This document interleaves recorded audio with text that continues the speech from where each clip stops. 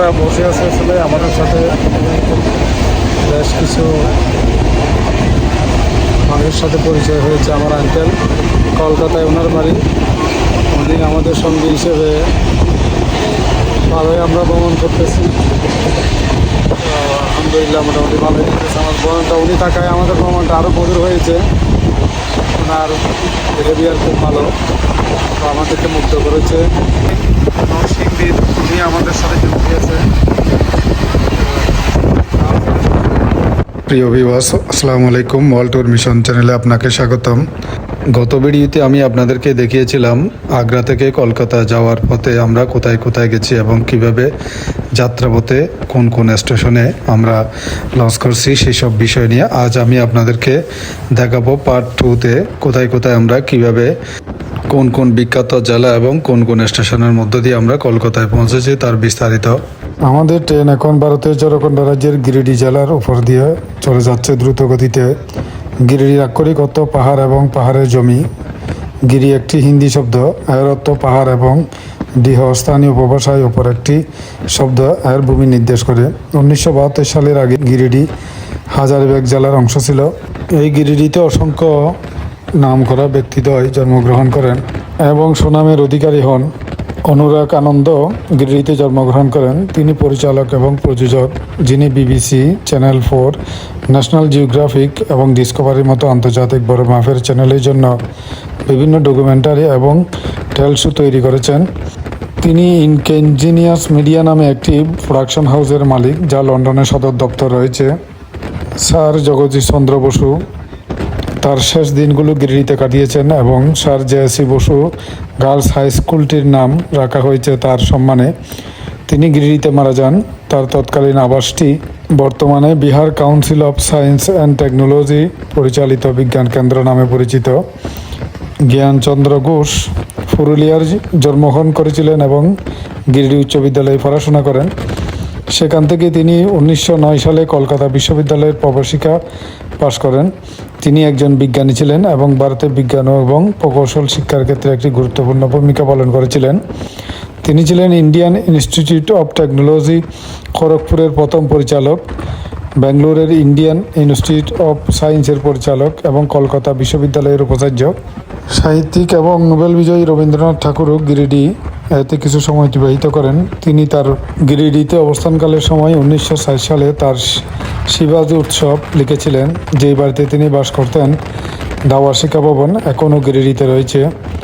চলচ্চিত্র নির্মাতা সত্যজিৎ রায়, যিনি ভারত থেকে অস্কার প্রাপ্তদের একজন, গিরিডিতে তার শৈশব অতিবাহিত করেন। তিনি তার কাল্পনিক চরিত্রের চিত্রনাট্য বৈজ্ঞানিক কল্পকাহিনী বইয়ের একটি সিরিজ আবির্ভূত বিজ্ঞানী প্রফেসর শঙ্কু উপসরী নদীর পাশে গিরিডিতে অবস্থান করেছেন।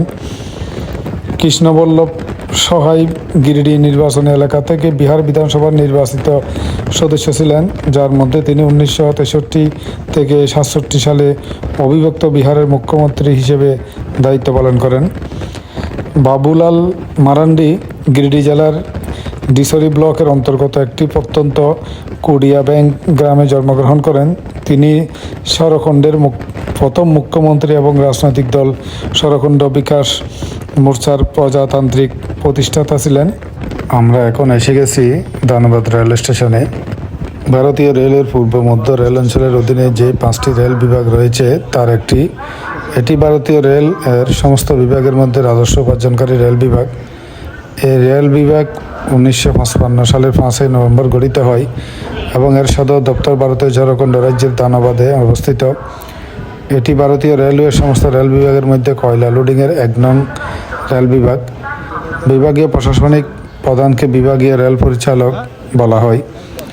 পূর্ব মধ্য রেলের হাজিরপুরের সদর দপ্তরের অধীনে অন্যান্য রেল বিভাগগুলো হলো দানাপুর রেলওয়ে বিভাগ, মুঘলসরাই রেলওয়ে বিভাগ, সমাপ্তিপুর রেলওয়ে বিভাগ এবং সোনপুর রেলওয়ে বিভাগ। ধনবাদ হল ভারতের ঝাড়খণ্ড রাজ্যের সর্বাধিক জনবহুল শহর। এটি ভারতের 42তম বৃহত্তম শহর এবং ভারতের 33তম বৃহত্তম মিলিয়ন প্লাস শহরের সমষ্টি।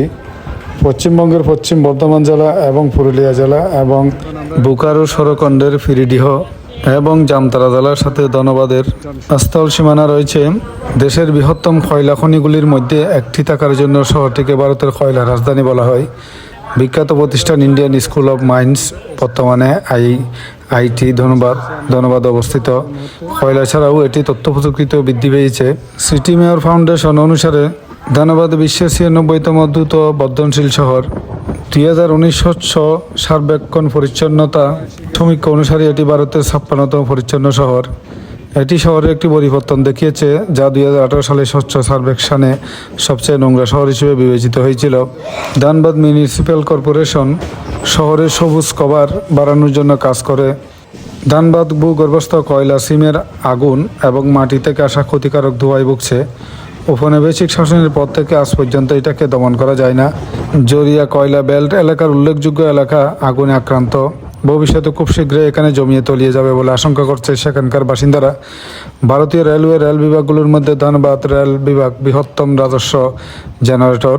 ওপেন সিগন্যালের একটি সমীক্ষার মাধ্যমে ধানবাদকে ভারতের সর্বোচ্চ 4G মোবাইল ফোন নেটওয়ার্ক প্রাপ্যতা সহ ভারতের শীর্ষ শহর হিসেবে স্থান দেওয়া হয়েছে। ধানবাদের অর্থনীতি মূলত কয়লা খনি এবং সংশ্লিষ্ট শিল্পকে কেন্দ্র করে আবর্তিত হয়। এটি ভারতের বৃহত্তম কয়লা খনি সহ বেশ কয়েকটি কয়লা খনির আবাসস্থল। আমরা এখন এসে গেছি আসানসোল। আসানসোল হলো ভারতের রেলওয়ের পূর্ব রেল জোনের 4টি রেল বিভাগের মধ্যে একটি। এই রেল বিভাগটি 1925 সালে গঠিত হয় এবং এই রেল বিভাগের সদর দপ্তর শিয়ালদাহ আর পূর্বে রেল সদর দপ্তর আসানসোলে অবস্থিত। শিয়ালদাহ রেল বিভাগ, হাওড়া রেল বিভাগ এবং মালদা রেল বিভাগ, এই তিনটি সদর পূর্ব রেলের জোনের অধীনে কলকাতায় হাওড়া অবস্থিত। এই রেল বিভাগটি রেলপথ প্রধানত পশ্চিমবঙ্গের পশ্চিম বর্ধমান, পূর্ব বর্ধমান, বাঁকুড়া জেলা, বীরভূম জেলায় এবং ঝাড়খণ্ডের ধানবাদ সহ কয়েকটি জেলাতে অবস্থিত। এই বিভাগের পূর্বে ভাগীরথী, হুগলি নদী ও দক্ষিণে বাঁকুড়া জেলা। আসানসোল ভারতের পশ্চিমবঙ্গ রাজ্যের পশ্চিম বর্ধমান জেলার একটি নগর ও পৌর নিগমাধীন অঞ্চল। এটি পশ্চিমবঙ্গের দ্বিতীয় বৃহত্তম শহরাঞ্চল এবং পশ্চিম বর্ধমান জেলার সদর। আসানসোল নামটি সাঁওতালি ভাষা থেকে আগত। আসানত্ব বড় গাছ এবং শুল হলো ধান চাষের যোগ্য ভূমি। ভারতের 2011 সালের জনগণনা অনুসারে আসানসোল নগরীর জনসংখ্যা হলো 12 লাখের উপর। এর মধ্যে পুরুষ 53% এবং নারী 47%। এখানে সাক্ষরতার হার 73%। পুরুষদের মধ্যে সাক্ষরতার হার 79 এবং নারীদের মধ্যে এই হার 66%।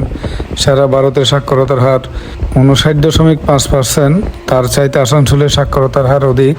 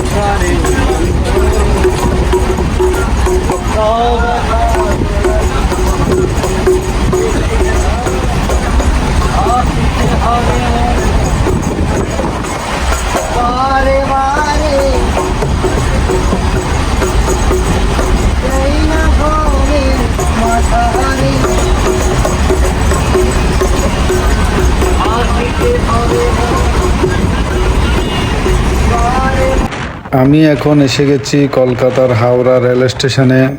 এটি ভারতের প্রাচীনতম, বৃহত্তম এবং ব্যস্ততম রেলওয়ে কমপ্লেক্সের পাশাপাশি বিশ্বের অন্যতম ব্যস্ততম এবং বৃহত্তম ট্রেন স্টেশন।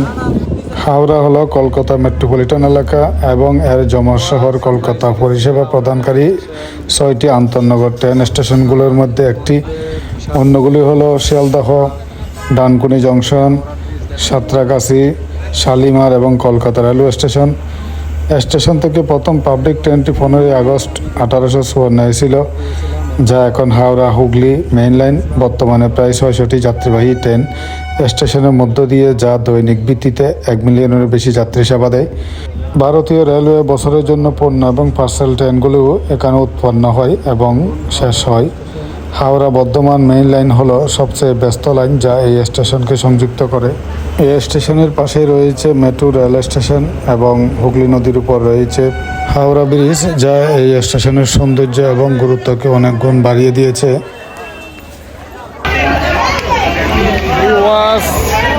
হাওড়া রেল স্টেশনে এসে নামলাম। এখন আমরা গেট দিয়ে বেরোবো। দেখেন অনেক মানুষ, আসলে প্রচুর যাত্রী এই স্টেশনে। দেখেন পুরো ট্রেন এখন খালি হয়ে গেছে।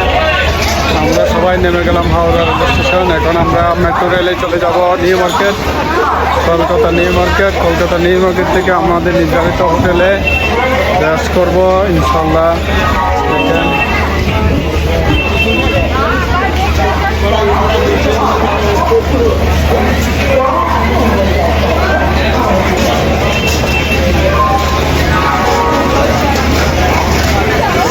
স্টেশন থেকে বেরিয়ে আমরা এখন চলে যাচ্ছি মেট্রো রেল স্টেশনে।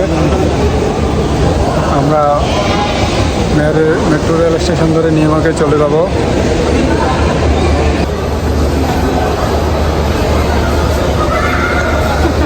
এই যে মেট্রো রেল স্টেশন।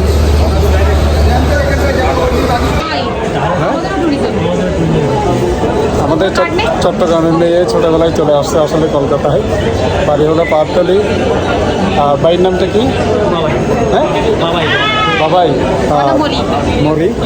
দেখা হলো, খুব ভালো লাগলো। Thank you.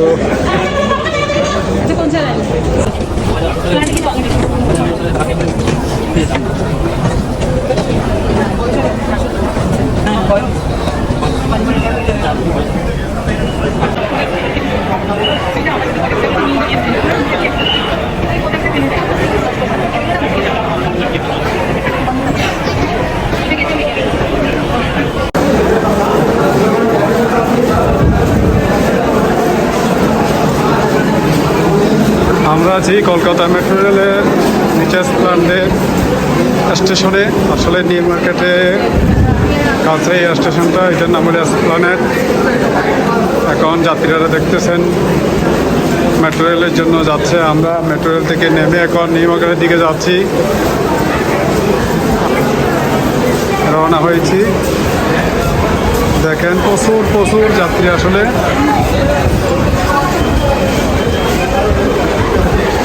দাঁড়ান, এখানে বেরিয়ে গেলে আবার দেখতে পারবো না। দেখেন মেট্রো রেলের যাত্রী। দিল্লি থেকে কলকাতা এসে পৌঁছলাম এবং মার্কেট সৃষ্টিতে আমাদের নির্ধারিত হোটেল ইনসাতে আসে আমরা পৌঁছলাম সালাউদ্দিন টাওয়ারের কাছে।